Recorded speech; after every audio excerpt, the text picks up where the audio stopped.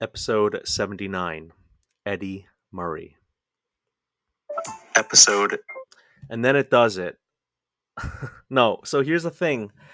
I don't know what to do. This is the intro for the 79th episode of my Hobby S. Thompson podcast, the Car Diary. I don't know. Here's the thing. Spotify for podcasters killed the I don't know, the default music. So really only creators of podcasts who use Spotify for podcasters would know this, but there are these music clips. So the first one you would hear was called Compton. The second one would be called Swapping Tubes. The last one to that I do the outro for the podcast is called Rodney Skopes. All of that music is gone. Spotify did say that they were going to end their internal use and switch over to Riverside sometime in early July. I knew it was coming, but I also had left the hobby. I figured, okay, well they'll keep this music surely. I have Googled for it. I've been on some Reddit forums. They do not have this music. I don't know what to do. Other than again, what you heard at the start of this was just me playing the audio from an old podcast, and so you really are at the mercy of the platform that you record on or you post content on. And at least for this podcast and me being so reliant on their kind of like stock music, I lose that now. It doesn't mean I lose the podcast. It doesn't mean I lose the just the history and everything up to this point and going forward. It does make me wonder if this is like a good time to shift or pivot. I've really enjoyed this structure of the Card Diary by Hobby S. Thompson, talking about the many things we can do in the hobby and exploring each, gerund is how I would call it, right? Like grading, flipping, streaming, podcasting, all that stuff. And yet it's also somewhat stifling. It is hard to have a structure and just stick to it because there's so many times where I've wanted to talk to someone or have them on and talk about something not having to do with these chapter episodes or these particular things we do in the hobby. And so I don't know. I'm at a very interesting point here because we have the national coming up in a couple of weeks, or I don't know when you listen to this, maybe a week, or it'll be after the national. And I found out that, and I don't think this is news that I'm breaking or I shouldn't be sharing, but they'll have a podcast studio on site, or maybe not a studio, but like a booth or something where podcasters in the hobby can record their podcasts. And I have to figure out what I'm gonna do for that. Oh yeah, I guess just to circle back or just to kind of reverse a little bit, I was very 50-50 on going to the national, to be very honest with you, because my time away from the hobby was restorative and it was really good. And I just thought if I went to the national that I would just get back into the thick of things and it would just be really, I don't know, stressful, and it'd be a lot of fun, but also it would just take a toll on me. And I don't know if I can share all of the information yet because I don't think it's public knowledge. But basically, some things have happened where I have been leaning towards going. So at this point, I do think I'm going. I do not have lodging set. I don't have airfare set.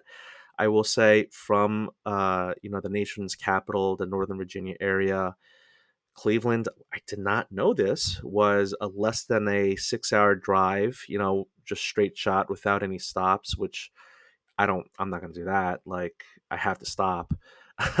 So I think, I have some friends who are going from the area who are going on different days, and I have some options. I can also do, I can still buy a round trip ticket, although those are kind of getting more expensive. I could also do a one-way ticket and then drive back.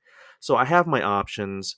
So I think I'm going. I'm not like 100% sure, but I am more than 50% sure. Um, I hope that if you're going, that I get to see you and that I don't know, like the national isn't the best place to transact cards, especially if you're a member of the public where want to find great deals. I've been to, last year I said it was going to be my second national. I think it was actually my third because I kept talking about the 2012 national, but because that was right before my oldest son was born, and I realized, you know what, I think I might have gone the time before 2012 when they had it in Baltimore, because that I think is when I saw Bill Simmons walking around. So I think that was like maybe 2008 or 2009.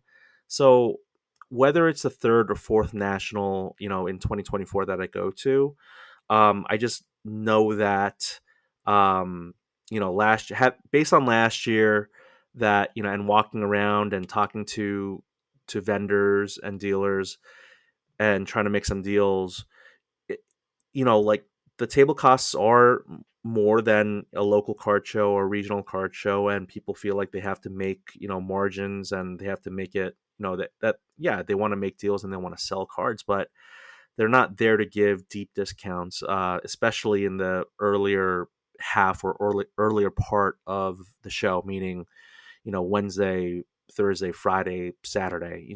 Maybe Sunday you can get some good deals because they don't want to ship all the stuff back, but they're not willing to budge on a lot of deals early on. And if you go Friday and you're looking to, you know, gather inventory for your own uh, show or your own table or to sell online, it's just I just don't see the National being the best place for flippers, for example. For a collector, I mean, you will see the most awesome cards, the rarest cards, because people are descending from all parts of the country and also the world trying to, you know, um, transact. And so you will see, and I'm not just talking about those, super rare, expensive, unattainable, the 1%, the top 1% cards. Although those will be there too, but for the most part, the cards that you just don't see on eBay, or you just don't get a crack at. So those will be there, and just have the widest range and the widest variety of cards. And it's kind of funny because last year I remember recording this podcast where I was like, the one card I want is um an on card New York Knicks jersey uh card of Jeremy Lin, and that card just didn't exist. And that's how naive or how new I was with my return back to the hobby, and just kind of like, how silly was it to look for a card that didn't even really exist. So this year I don't really have a set, I don't know, card, or I don't have anything to pursue, like, just because I feel good about my collection. Like, I definitely have the collection, and then the cards that I like to transact with, meaning, like, I collect my basketball cards and I transact the football and baseball to help maybe facilitate, or make me able to not spend so much of my own discretionary income on basketball cards. So that's kind of what I'm doing, I guess, in the hobby, is you know transacting the cards I don't like, or that I don't have a strong affinity towards, and then just collecting the cards that just really make me, I don't know, s- spark joy and things like that. So um and then even within the realm of basketball cards, that there are cards that I'm slowly trying to let go of, or am okay just saying goodbye to. So whether that is with a sale or a trade. So I don't know. I'm slowly getting back into the swing of things. The thing about this hobby is, I really wanted to kind of dip my toes back into the hobby pool and into hobby high school, which I do plan to make an episode about later. Just kind of like hobby high, and just how it's just so much. I don't know, these clicks and drama and all that stuff in the hobby, at least in the like content creator space. But um, I'm jumping ahead of myself. Basically, I'm excited to go. If I do go, it would be to, you know, um, have more experiences with, like, the people, right? The cardboard is why we go, but the people is why we stay within the hobby. It's the relationships, it's forming new ones, it's deepening and strengthening existing ones. And so for me, that's what I'm excited about with going to the national. Again, if I do, because it's not a guarantee that I do go. Instead of taking a break, because I have no clue how this Riverside stuff works, this is my first time using Riverside.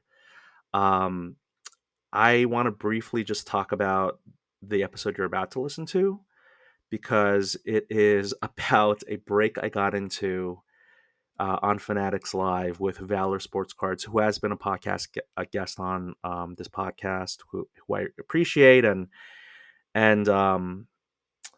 there's nothing wrong that he did. Let me just say that, because I can't even remember what I was rambling about when I talked about getting into the break. But what you're about to listen to was pre-recorded. It was recorded in April before I left the hobby for a little bit, and it was just me just talking about how just talking out my feelings about getting into a break for like this 50 cases of Topps hobby of what is it, 2024 Topps Chrome Black for baseball, and buying a pick your player spot for a vet, chasing vet autos, for like, even if the only way I could recoup my money is if I hit, like, say, a one of one of Eddie Murray. And so I was just kind of, I don't know, I just pressed record and just started talking about why I did that, I guess, and how foreign or alien it was, or it was just so out of, not character. Like, yeah, like maybe it was out of my hobby character. I don't even know how to say it, but it was just very strange. And I think that, again, it was nice for Valor to send me a card to kind of, because I guess, when you're a breaker, even if your buyer's skunk, you send them something, you send them a package of something, a card. But and I think that I will have that up on YouTube. I don't know if I'll have it done on time, but I think it was like a Nestor Cortez auto from the Yankees. But, like, baseball is. I keep saying that I'm going to watch more baseball. I keep saying that I want to do more baseball cards. I keep saying, oh, I want to, I have my family watch baseball and bond with my father and mother-in-law with baseball, and yet I find myself just kind of being a baseball casual. Like, I just can't really get into baseball like I can with basketball, and to a larger extent football.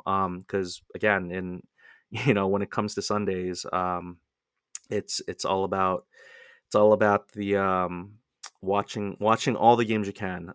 So I don't know. Baseball is just really, I still continue to find it to be a hard sport for me to, like, dive deep into, mainly because I didn't play little league. I didn't, I grew up in New York City. I grew up in Queens. I didn't have a little league team. I didn't have you know, players that I don't know, rooted for. Like, I mean, sure, we had the Mets and the Yankees, but, like, they were, and I think I maybe talk about it with the whole Eddie Murray thing. I mean, I know that he's more well known to be an Oriole and he's a switch hitter, but, like, it was like, I don't know, it was the one name that I kind of latched onto. It's like him and, I don't know, Howard Johnson and David Cohn, like these random older, better, Mets.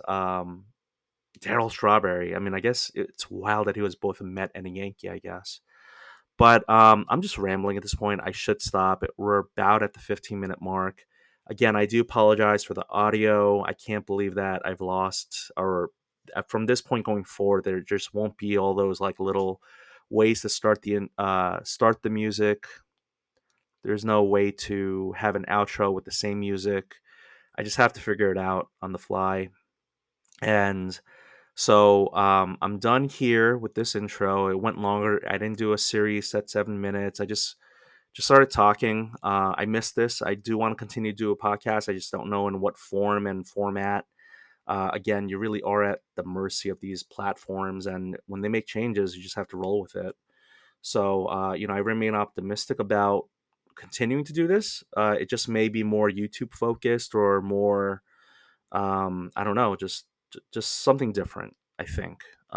So, thank you for listening to this long intro, and I don't even know how to do this transition, but hopefully, if I can figure this out, that the next 30 or whatever minutes will be me talking to uh, you about my feelings about getting into a break, chasing a veteran player, I guess. So, all right. Thanks so much.